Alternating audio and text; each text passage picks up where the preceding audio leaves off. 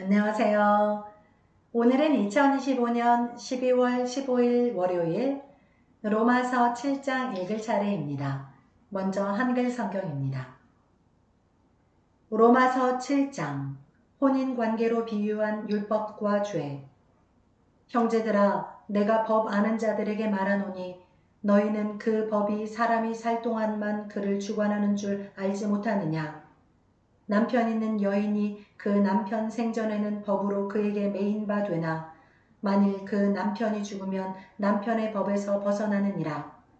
그러므로 만일 그 남편 생전에 다른 남자에게 가면 음녀라. 그러나 만일 남편이 죽으면 그 법에서 자유롭게 되나니 다른 남자에게 갈지라도 음녀가 되지 아니하느니라. 그러므로 내 형제들아, 너희도 그리스도의 몸으로 말미암아 율법에 대하여 죽임을 당하였으니 이는 다른 이 곧 죽은 자 가운데서 살아나신 이에게 가서 우리가 하나님을 위하여 열매를 맺게 하려 함이라.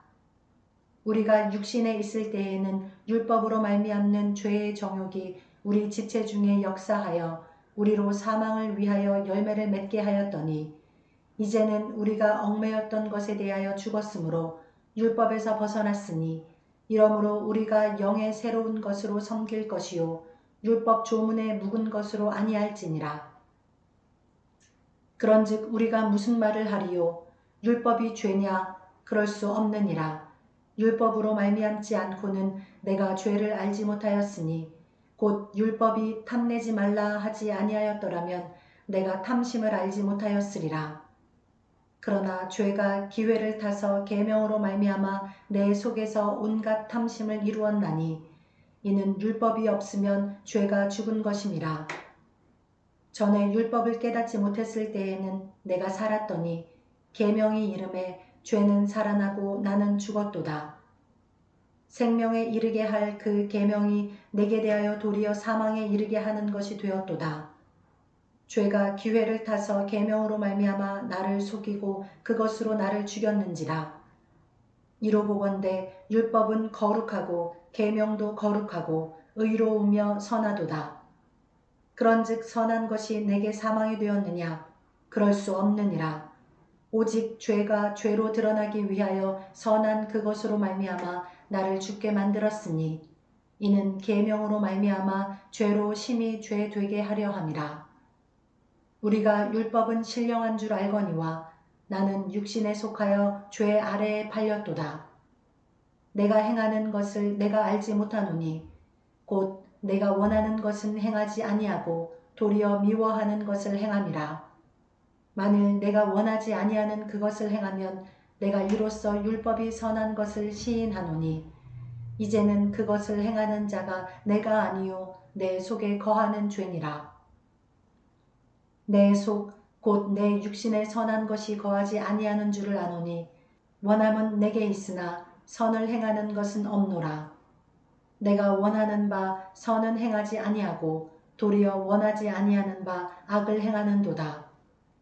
만일 내가 원하지 아니하는 그것을 하면 이를 행하는 자는 내가 아니요 내 속에 거하는 죄니라.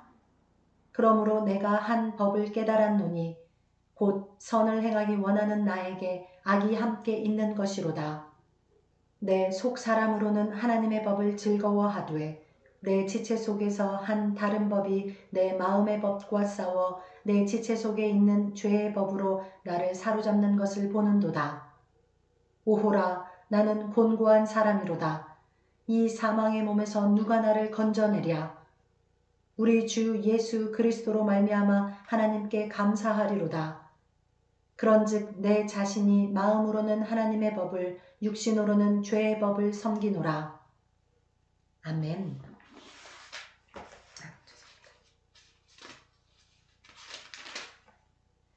네, 이어서 영어 성경입니다. Romans chapter 7 An illustration from marriage. Do you not know, brothers, for I am speaking to men who know the law, that the law has authority over a man only as long as he lives. For example, by law a married woman is bound to her husband as long as he is alive. But if her husband dies, she is released from the law of marriage. So then, if she marries another man while her husband is still alive, she is called an adulteress. But if her husband dies, she is released from that law and is not an adulteress, even though she marries another man. So, my brothers, you also died to the law through the body of Christ, that you might belong to another, to him who was raised from the dead, in order that we might bear fruit to God. For when we were controlled by the sinful nature, the sinful passions aroused by the law were at work in our bodies, so that we bore fruit for death. But now, by dying to what once bound us, we have been released from the law, so that we serve in the new way of the Spirit, and not in the old way of the written code. What shall we say then? Is the law sin? Certainly not. Indeed, I would not have known what sin was except through the law. For I would not have known what coveting really was, if the law had not said, "Do not covet." But sin, seizing the opportunity afforded by the commandment, produced in me every kind of covetous desire. For apart from law, sin is dead. Once I was alive apart from law, but when the commandment came, sin sprang to life and I died. I found that the very commandment that was intended to bring life actually brought death. For sin, seizing the opportunity afforded by the commandment, deceived me, and through the commandment put me to death. So then the law is holy, and the commandment is holy, righteous, and good. Did that which is good then become death to me? By no means, but in order that sin might be recognized as sin, it produced death in me through what was good, so that through the commandment sin might become utterly sinful. We know that the law is spiritual, but I am unspiritual, sold as a slave to sin. I do not understand what I do, for what I want to do I do not do, but what I hate I do, and if I do what I do not want to do, I agree that the law is good. As it is no longer I myself who do it, but it is sin living in me. I know that nothing good lives in me, that is, in my sinful nature. For I have the desire to do what is good, but I cannot carry it out. For what I do is not the good I want to do. No, the evil I do not want to do. This I keep on doing. Now, if I do what I do not want to do, it is no longer I who do it, but it is sin living in me that does it. So I find this law at work. When I want to do good, evil is right there with me. For in my inner being, I delight in God's law. But I see another law at work in the members of my body, waging war against the law of my mind and making me a prisoner of the law of sin at work within my members. What a wretched man I am! Who will rescue me from this body of death? Thanks be to God, through Jesus Christ our Lord. So then, I myself in my mind am a slave to God's law, but in the sinful nature a slave to the law of sin. 에이멘. 네, 이어서 일본어 성경입니다.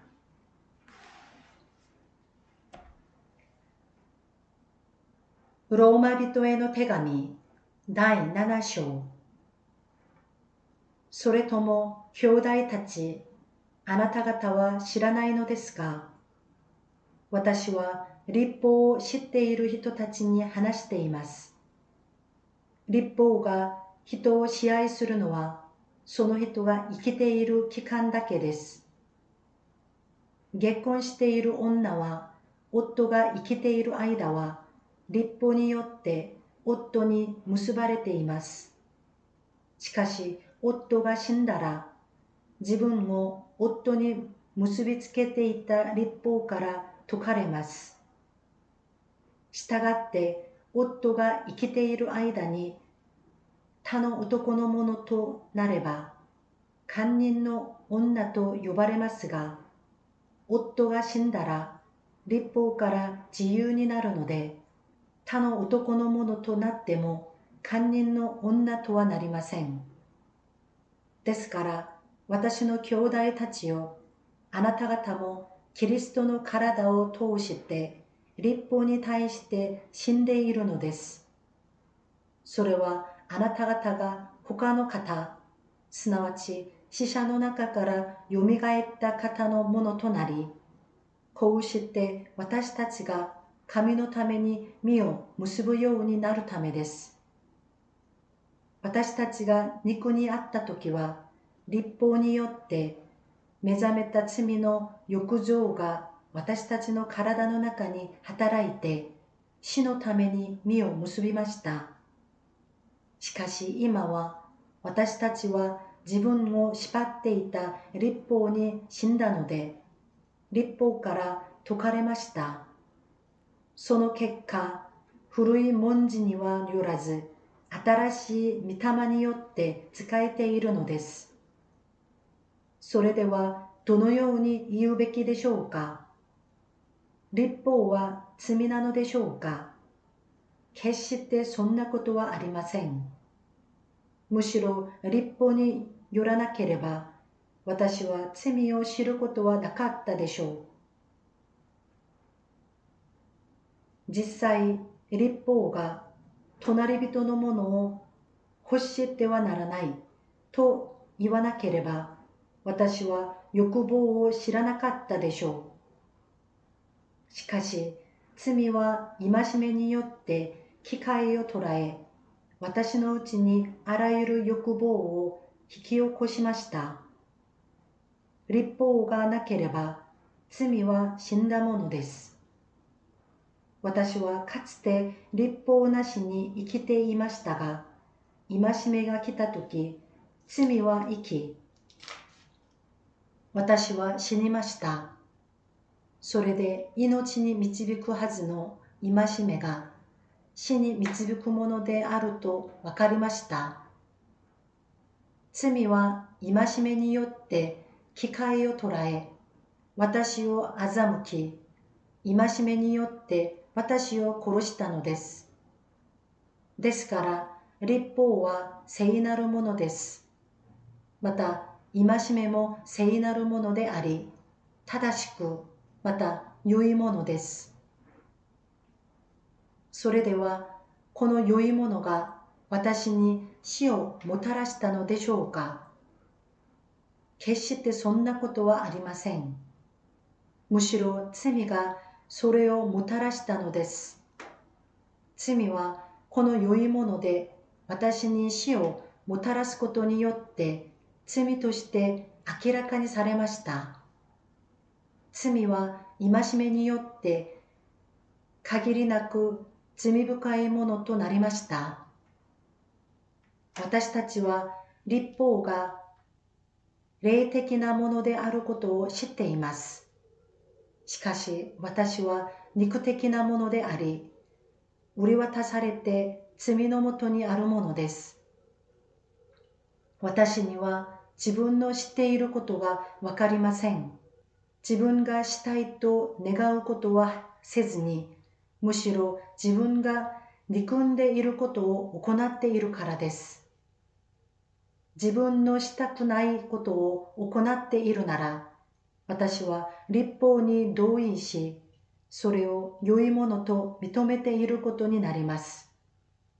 ですから、今それを行っているのは、もはや私ではなく、私のうちに住んでいる罪なのです。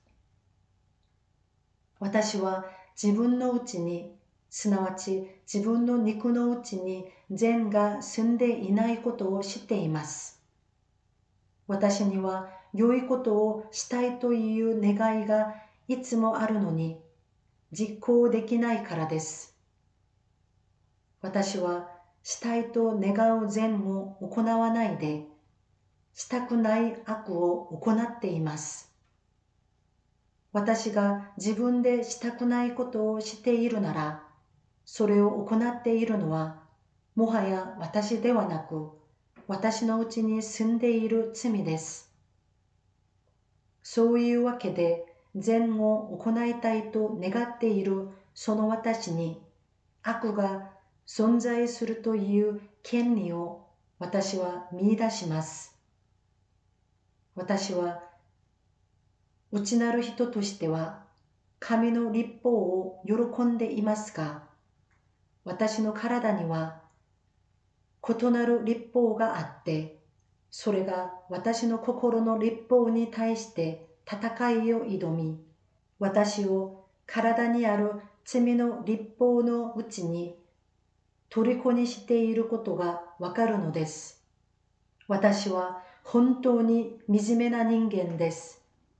誰がこの死の体から私を救い出してくれるのでしょうか。私たちの主イエス・キリストを通して神に感謝します。こうしてこの私は心では神の律法に仕え、肉では罪の律法に仕えているのです。아멘. 네, 감사합니다. 오늘도 함께 해주셔서 감사합니다. 네, 오늘 이야기에서는 율법과 죄를 호된 관계로 비교해서 이야기하였고, 또 내 속사람으로는 하나님의 법을 즐거워하지만 또 내 육신은 죄를 짓는 것에 대해서 비통하게 생각하며 오호라 나는 곤고한 사람이로다. 이 사망의 몸에서 누가 나를 건져내랴 라고 한탄하고 있는 바울의 모습을 볼 수 있습니다. 네, 인간이라면 누구나 할 법한 그런 고민을 사도 바울도 했었음을 보면서 우리도 그런 고민을 할 때가 참 많다고 생각합니다. 그렇지만 그래도 그것이 결론이 아니라 다시 하나님의 말씀으로 돌아가서 이 사망의 몸에서 이 죄에서 건져주신 예수님을 바라보고 다시 선을 행할 수 있도록 주님의 뜻을 따를 수 있도록 나아가는 것이 더 중요하다고 생각합니다. 네, 그래서 오늘의 일본어 한마디는 오호라 나는 곤고한 사람이로다 라고 한탄한 바울의 고백이 되겠는데요. 일본어 성경에서는 비참하다, 참혹하다 할 때 쓰는 참혹할 참자라는 한자를 써서 이렇게 말합니다. 私は惨めな人間です。私は惨めな人間です。 일본어 성경에서는 거기 안에 또 혼돈이 정말로 참말로 라는 말을 또 붙여서 私は本当に惨めな人間です라고 말하고 있습니다. 네, 이것이 결론이 아니라 다시금 일어서서 그 죄의 자리를 털고 회개하고 그 길에서 돌이켜서 주님께로 나아가시는 저와 여러분이 되기를 바라며 이 성탄절 기간에 더욱 예수님의 오심을 기다리고 또 준비하는 저와 여러분이 되시기를 간절히 소망합니다. 오늘 하루도 주님의 은혜 안에서 평안한 하루 보내시길 바랍니다. 감사합니다.